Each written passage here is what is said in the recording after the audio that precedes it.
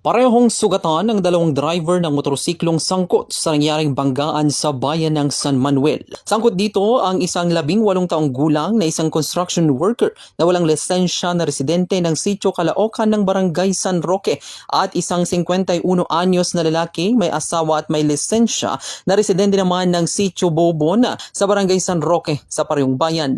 Batay sa inisyal na investigasyon na parehong patungo sa Ilaga ang dalawang motorsiklo nang mangyaring insidente. Nangyari ito sa pagtatangka ng isang motorsiklo na umovertake sa kaliwa habang ang nasa unahan ng motorsiklo din ay papasok sa kaliwang liko na nagsanhi ng pagkabangga na ikinatumba at ikinasugat ng mga biktima. Hindi naman nakainom ang dalawang driver na sangkot sa aksidente. Matapos ang aksidente ay parehong dinala sa Rural Health Unit ang dalawa habang ang mga sasakyan ay nagtamo ng pinsala. Para sa programang Bombo Reports Afternoon Edition, Patrol numero 5, Bombo Libertad Kumus nag-uulat. This is Bombo Radio Philippines, the #1 and most trusted source of news and information. Basta Radyo.